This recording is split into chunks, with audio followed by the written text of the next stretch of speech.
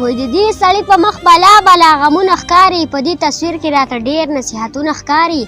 غمونه دا چې دا سړی مسافرۍ کې مړ دی، د کور نه لرې په خوارۍ او مزدورۍ کې مړ دی.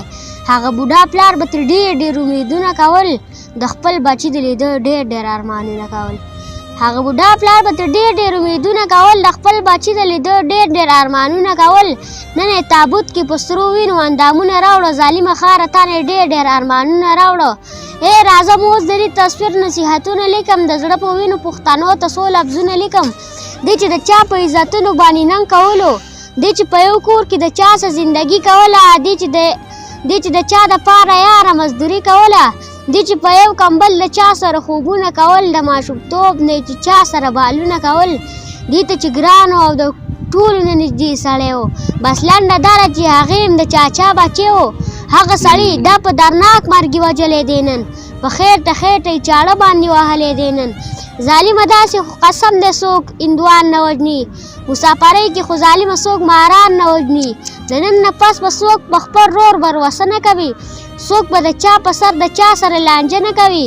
د ژوند قصه د پښتنو ته یو عبرت پاتې شو، دلته دار انسان په زړه کې یو نفرت پاتې شو. د ژوند قصه د پښتنو ته یو عبرت پاتې شو، دلته دار انسان په زړه کې یو نفرت پاتې شو.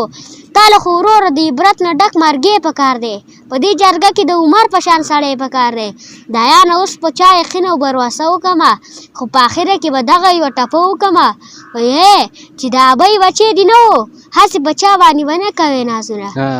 چې د ابۍ بچی دې نه و، هسې په چا باندې به نه کوې نازونه.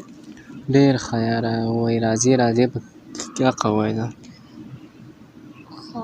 وایي ډېر مې ماشومانو شان جړلي دي، ډېر مې ماشومانو شان جړلي دي، او ټول عمر مې ستا لارې څارلي دي. او هغه چا د خپو د لاندې کړي وو، هغه چا د خپو د لاندې کړي یو مونږ چې په سرونو ګرځولي دي. او خولې له مې اوس ترخ ترخه ډراقې راځي، خولې له مې اوس ترخ ترخه ډراقې راځي. اوښکو کې مې ټول رانجې خوړلي دي. او زه د یانې ډېر بې خوبه کړی وم، زه د یانې ډېر بې خوبه کړی وم، ستا ټول تصویرونه مې سېزلي دي.